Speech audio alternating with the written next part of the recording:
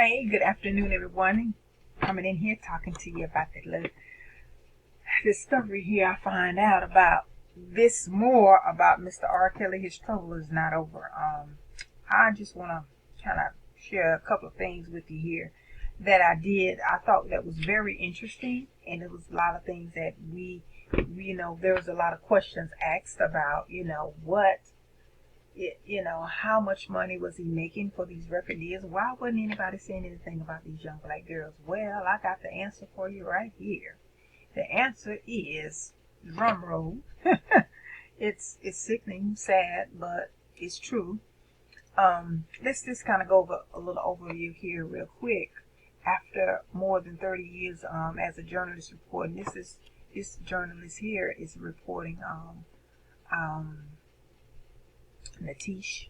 I can't pronounce that last name there, but anyway, at any rate, it alludes to, it's about the case, pretty much cases that he had about, over decades ago, 2, 3 decades ago. And also, that's how many years he got. I guess he got it from got the time, and it is in this article here. He got as much time for a year for every year he's pretty much been, in this famous world here. But let's see. We're gonna go to the part where the record deal. It tells you how much money he was making for the record companies. Now, okay, it says, do you think that we'd ever get to this point? And this is someone that, let me back up, Mr. Jim Derogatis. He was one of the ones that broke the stories back in the early, in December of the year 2000, and his partner Abdon Palashi. They both was, I think they were at the Sun Times, and they were, kind of like gathering information and about this story. So people weren't really paying any attention to it, and everybody was giving it a blind eye, just turning their face, turning their heads, and just life as usual and business as usual or whatever. While these girls were still being abused, and nobody cared. Nobody, even when they cried out, nobody really heard their cry. So this is where it gets a little interesting, and it explains a whole lot of things. Okay, let me read this part to you here. It says, it's been hard to be optimistic about that. And he's referring to, did you think that we ever get to this point?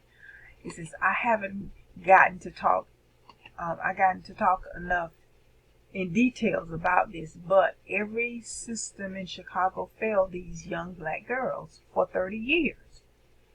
In the full glare of the brightest spotlight imaginable for a superstar who was selling 100 million records, generating $1 billion in income for Jive Records, and then RCA, and then Sony, with $500 million going into his own pocket.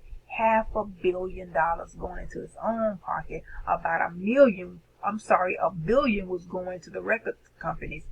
He could have been a billionaire by now. Wow. Now, everybody was saying that R. Kelly was broke. R. Kelly was not broke. I don't know, like they said in this article here, he was hiding his money. He was hiding it well.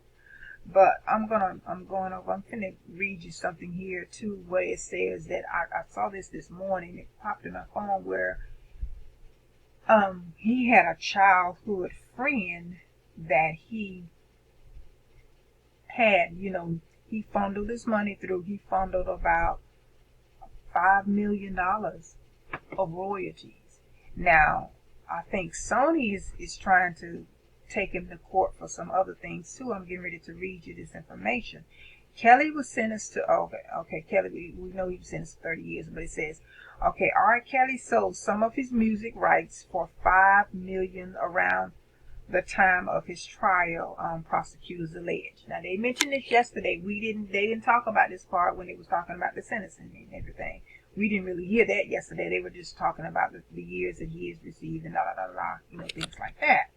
Okay, the prosecutor argued the the procedures should have been, the proceeds, I'm sorry, should have been considered when the judge issued a fine. And it also goes to say that R. Kelly secretly has access to millions of dollars from the sales of some of his music royalties and funneled them through a childhood friend around the time of his sex trafficking trial last year.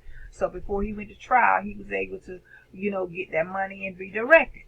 That's, according to this article here from Celebrities Insider News.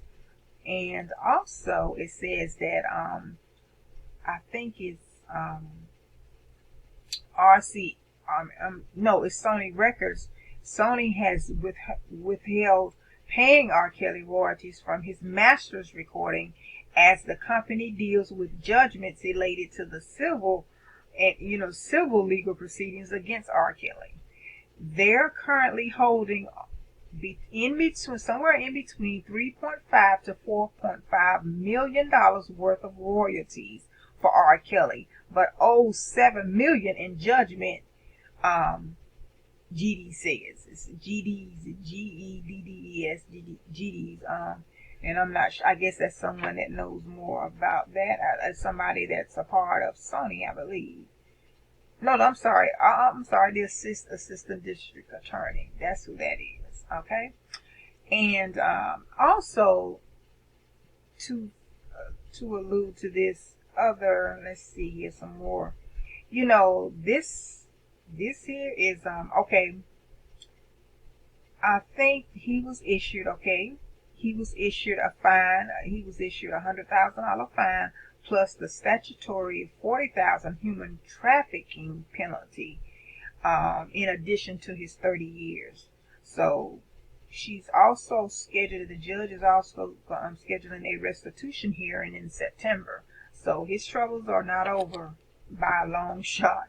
And here, this is not a part of this particular article, but I got this is on another one. And this right here that you see on the screen is, I guess he, the one that wrote this article has all this information. The man who broke the R. Kelly story, he states that why his 30 year sentence is just the beginning. So you see here, he has a lot of more issues, or there are going to be a lot of more people still at work, because of his behavior for all those years. But people, oh my God, back to what I was sharing with you a few minutes ago, selling 100 million records, generating $1 billion in income for Jive Records, RCA, and being Sony.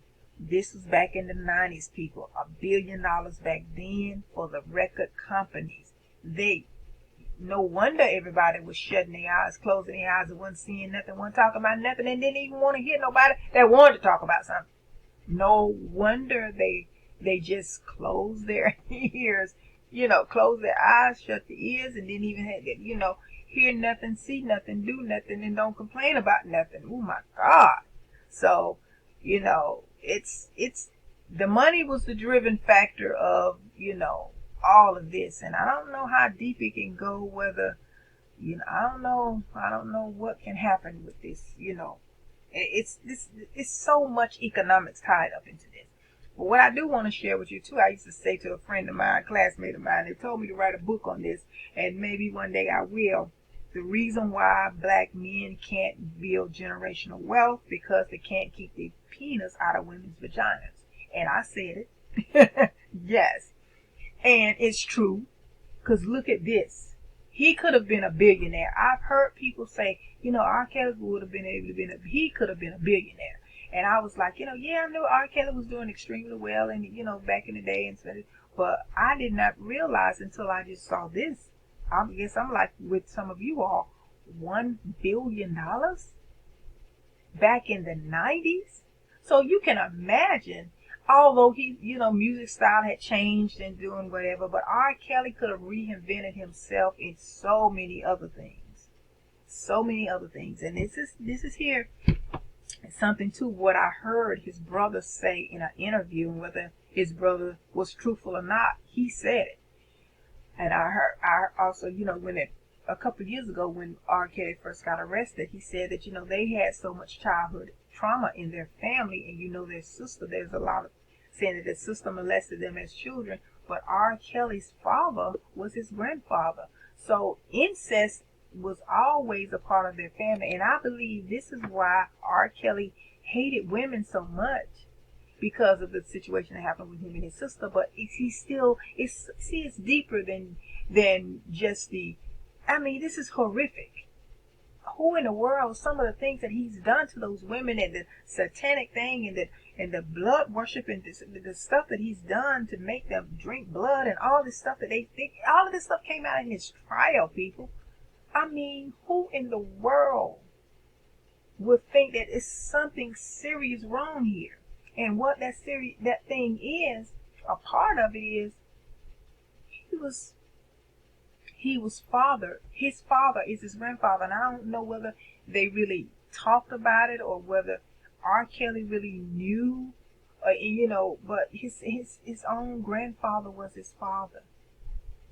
His own grandfather was messing with his mom, sleeping with his mom, molested his mom, had sex with his mom, according to his brother now, according to R. Kelly's brother. I don't know that to be 100% factual. But that is so sad that it would be, he just has so much cleansing and so much demonic stuff, because all of this stuff is demonic, to even do the things that he's done, and torture those women like he did. Oh, boy, I'll tell you. But anyway, what I do, let me see, I'm going to share a few more things with you, and then that'll be the end of our conversation here. But I just had to, about his sentencing. It says he's 55 today, but federal statutes mandate that you must serve at least 85% of the federal sentence. But there's a second trial, he got to have to deal with in Chicago. That centers around another 5 to 6 years. Oh no, I'm sorry. That's another 5 to 6 videotapes. Something about he allegedly abused 5 underage girls. So they have the tapes for that in a Chicago trial that's supposed to come up. And then it says, I think by September of this year, he will go for the civil part of the civil suit of the whole crime thing that he's just coming. He's just gotten sentenced. Sent us yesterday, because it says here in this article here, it says they've issued $100,000 fine plus the $40,000 human trafficking penalty. Then in addition to the 30 years, and he's scheduled for the restitution hearing in September of this year. So here again, his troubles aren't over. So there's a lot going on here economically, financially, and only if he could have gotten the help that he needed. Oh my God, it's just so many terrible things, and these women's lives had to be ruined because of whatever he's had going on in his life. It's so many lessons, and it's so much, aha moments, and there's so many, just things in this message that can cause you to just,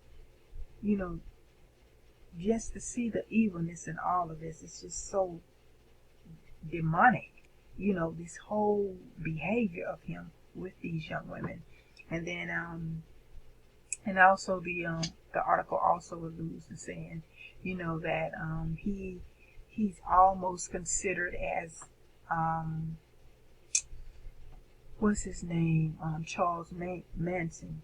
And other than that, because he manipulated and he did all those other things, but distract the murdering.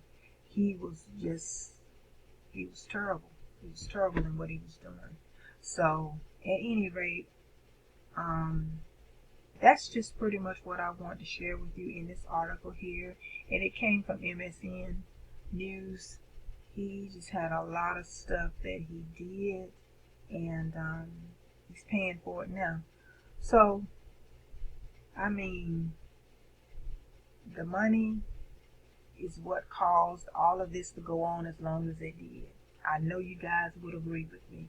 All of the money that he was making back in the 90s, it caused this to just, pretty much it caused, just think about it, all of those all of those billions of dollars, he had a half a billion himself, in his own pocket, okay, half a billion himself, but all of the money that R. Kelly has had has really, because everything went on so long and he kept compounding and adding on to his criminal, activities and his building a criminal case against himself, all of those years with all of that money, look where it has gotten him now.